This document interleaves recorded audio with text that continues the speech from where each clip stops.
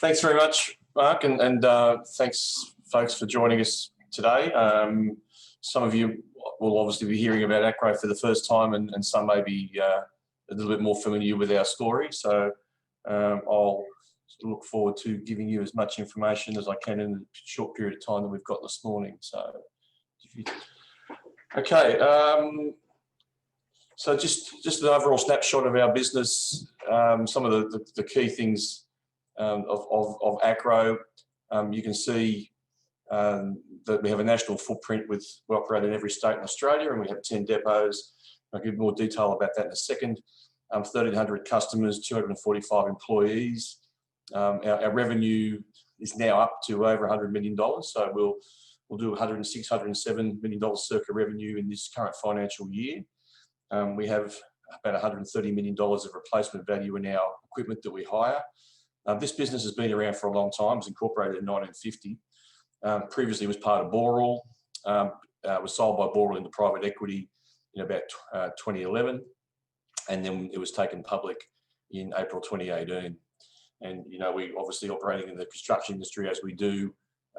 It's important that we have a very strong focus on safety. We've had very good record in safety over a period of time. So just give a bit of a picture of what we do and where we operate. So we are a provider of engineered solutions for formwork, scaffold and industrial scaffold. We've primarily become a more formwork orientated business, which is basically providing equipment that sits into the supporting of the laying of concrete and forming of concrete and on very large projects. And I'll show some of the projects later that we work on. In our industry and across the markets that we operate, it's fair to say that there is no other business in Australia that operates across the geographies that Acrow does and provides the range of services that Acrow does. So you can see we're in all of the major capital cities. We also operate a smaller depot in Launceston to complement what we do in Hobart. So there's none of our competitors that actually operate across all of those geographies with the range of services we do. So that gives us, a large, I think, operational benefit. I'm not a believer in the fact that there's one Australian construction market. I believe there are a series of different markets that all operate in each of the different geographies. And when there's opportunities, say in the West, we can move gear into the West. When there's opportunities more on the East Coast, as there is large opportunities in civil infrastructure at the moment, we can move gear on the East Coast and take advantage of it. So we can move within markets and we move within geographies fairly rapidly. The strategy of this business over the last period of time, we used to say number one was we wanted to become the leading engineered formwork sales and hire equipment solutions provider in Australia. We are now clearly the leader in this particular market. We now have a very strong goal to become a leading engineered scaffold solutions provider to the Australian industrial scaffold market. Very, very different markets in industrial scaffold, operating in sort of oil and gas and power stations, etc., than operating in commercial residential scaffold. And the major differences between certainly the formwork markets and the industrial scaffold markets versus the old-fashioned scaffold sitting around a high-rise development is you're far more important to the construction than just providing a safe access for around the site as you do with scaffold. It's very much not a price-driven, commoditised market. We're now, I'd suggest, we're very much at the cutting edge of some of the biggest projects in Australia, where reputation and engineering smarts, etc., are far more important than price. That's certainly coming through in the results that this business is now generating. That takes me to the next point around recruiting and retaining the best management and engineering talent. This is an engineering-driven business today. It wasn't the case. I've been with the business now about nearly 8 years, as part of the turnaround process in private equity, now into public company land. We have really pushed hard to make a differentiation, the ability we have in engineering smarts to come up with the right solutions for customers. So this is now a solutions-driven, customer-driven, engineering-focused business. The next point around organic growth, we've made 2 acquisitions since we've become a public company. One was a business, Natform, that we acquired about 2.5 years ago, that provides screens on high-rise commercial developments and other types of projects. and that business was focused in New South Wales. We're now taking those products nationally. And then we bought a business called Unispan 18 months ago, which has taken us to the next level in terms of equipment, as they have, and we now enjoy a relationship with a Spanish manufacturer of formwork equipment that puts us at the cutting edge of developments in this industry. Now, there's a lot of development going on. And again, that was a business that was only focused really in Queensland, small business in New South Wales. We're now opening up a range of significant new opportunities and new channels for revenue across the rest of the country. So become a large part of what we do, and a large part of our growth is now just on organic growth from promoting our wide range of products across all of our geographies. I've mentioned we've made 2 acquisitions. We are in an acquisitive business in the right circumstances. We don't have anything specific on our plate today, but we are always looking for things that will add value. And I'd say in the next sort of 12 to 24 months, in the industrial scaffold market, probably a business based in the west of Australia or in South Australia, you may see an acquisition come up from Acrow at some point in the next period of time, probably the next 2 years. This is really important as to what happened to Acrow since we became a public company. So if you look at that top chart, you can see that in 17 and 18, we were getting the majority of our earnings were coming out of commercial residential scaffold. Again, as I mentioned, a highly commoditized, price-driven business, a price-driven market. That's now moved almost completely the other direction now. You can see now we get, as at the first half of 21, we only had 20% of our earnings come out of commercial residential scaffold. In the second half of 21, you'll see that number down to probably less than 15%. We are now very much focused on formwork and industrial scaffold to generate our profit. It's far more sustainable. We're in a very, very strong cycle in both of those parts of our industry, that the cycle that will go for probably the next decade. So we're in great shape now in terms of where we get our earnings from. It's far more sustainable, and in the parts of the industry where price isn't the major driver for work being awarded. The bottom chart shows the other thing that's developed in our business is now sale of product as well as the hire of product. So you can see over time how much revenue we're now generating from selling our products as well as hiring our products. Now those things work complementary. A lot of cases, form workers like to buy equipment rather than hire. Once you get them using your system, you've got great opportunity then to do further sales and also further cross-hire opportunities. So become a large part of what we do and a successful part of what we do. A lot of you would have seen these sorts of information before, and we roll it out sort of every 6 months when we're giving market updates. But look, it's really become very, very relevant to us right at the current period of time, because I'm now seeing significant growth off the back of this civil infrastructure opportunity. So if you look at what's happened between sort of 18 and 21, there's been a small amount of growth, but not enormous growth. And it's fair to say the dynamic in this part of the industry is that you don't get the big peaks that are necessarily being forecast. The projects tend to go in flatter but for longer. That being said, you can see between 21 and 23, there's now very large growth. Someone is 70% of growth in spend in infrastructure projects in the country. I don't expect it to be 70%. It might be more like 20 or 30%, but it certainly is a significant growth. And I'm quite happy if it's a flatter and longer period. But certainly over the next decade, we will see increased spending in civil infrastructure, and we're extremely well positioned to take advantage of that. The next chart shows what's actually happened in Acrow over this period, where what's happened to the transport infrastructure spend and what's happened to our revenue earning out of that particular part of the market. So in that very middle graph, you can see that the numbers between 18 and 21, there's actually only been 16% growth in civil infrastructure spend in the country over that period. And then it's forecast to go up by some 75% over the next couple of years. Now, again, I don't believe it'll be 75%, but it certainly won't be 16. The important number for me in that bottom right-hand corner, which is our revenue that comes out of the civil infrastructure sector, our revenue over a period where the market has only gone up 16% in total spend, our revenue from that sector has gone up 61% over the same period.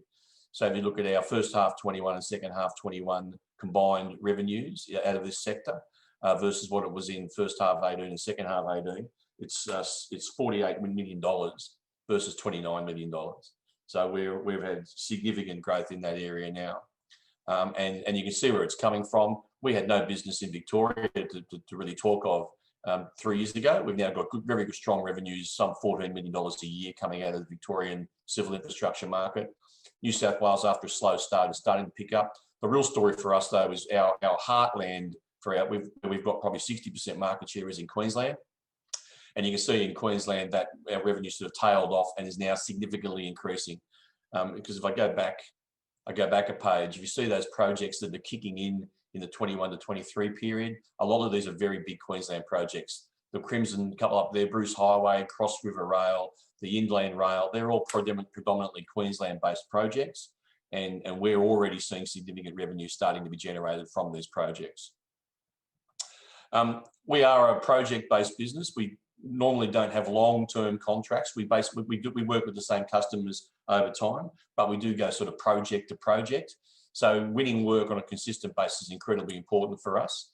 You can see that that over the period first half 20 to first half 21, we had 31% growth in the volume of them. So this is the value of the contracts that we win in a particular month. So over the first half 21.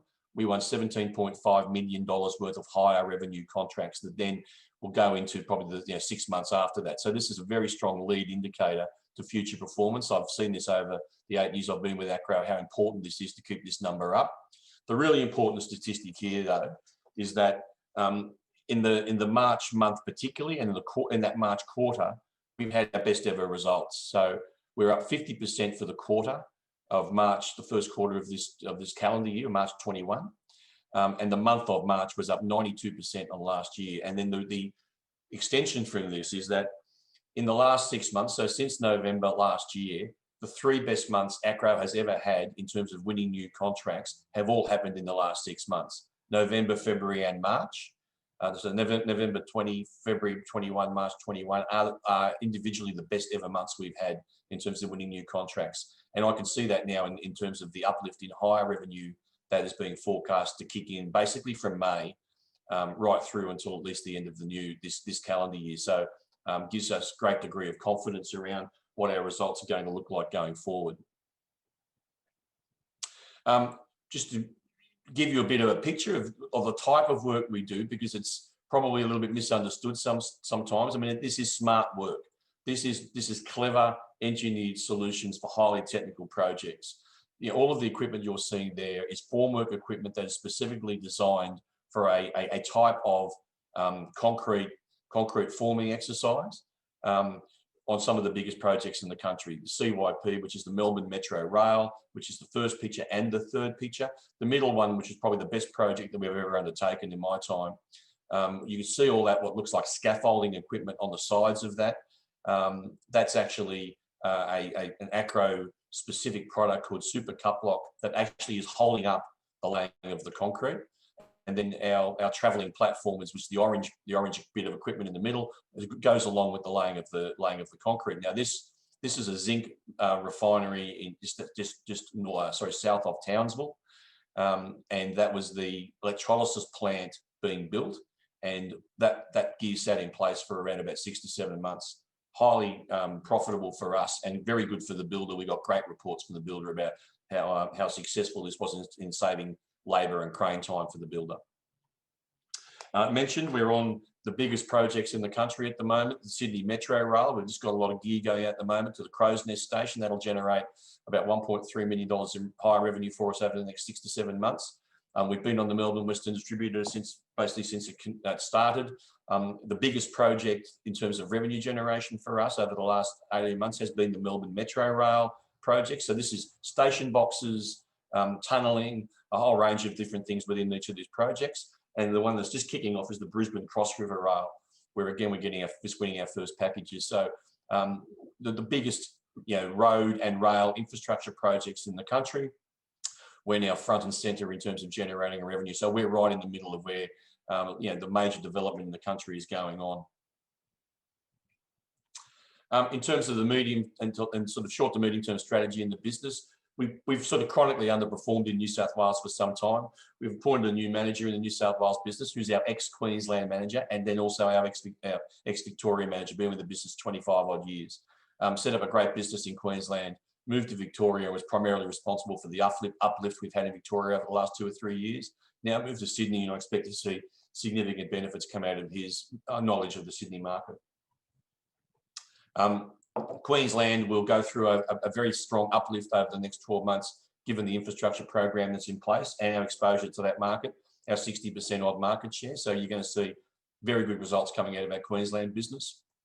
We're going to continue to open up new markets with product sales. We're going to continue to open up our new markets with expanded offering and footprint. So integrating the products, as I mentioned, of Acrow, Unispan, and also the Natform business, which is our screens business, across all states. So we're already seeing significant new work going on in Tasmania, South Australia, and Western Australia, off the back of the products that we can now offer to those markets. Our industrial scaffold business, that's primarily based in Queensland, is now moving into other states. We've got a lot of work now going on in New South Wales. We've actually got work going on right as we speak today at Bayswater Power Station. We were doing some work at Liddell. We're doing some work at Mount Piper. And we're also doing some work currently on Olympic Dam in South Australia. So we're growing that part of the business, and it's highly profitable, and you know, something that we think it's got great benefits to Acrow going forward. And Natform, which is our screens business, we bought that business. Their best ever turnover year was around about $7 million when we bought the business. We're heading towards $10 to $11 million in revenue out of this business this year. And again, high margins. This is like 45 to 50% sort of sales margins on this part of the business. So you know, we had a relatively slow start when we bought that business, but it's now kicked on at quite a pace. So you know, we'll do, I said, close to $11 million in revenue out of Natform. The best ever year that they'd ever done in the history before was about $7 million. Financials and guidance as to where we're headed. So you know, rather than go through a bunch of words, I think these numbers speak for themselves. In the first half of 21, we did $50 million of revenue, which was 32% up for that prior corresponding period. You'll see we're going to go to $106 million. So we'll do $55.5 to $56 million of revenue in the second half of 21. So for the full year, we'll be up 22%. EBITDA of 11.1 in the first half. EBITDA for the second half is going to get us to somewhere around 24 million. So probably 12.9 million, $13 million of EBITDA for the second half.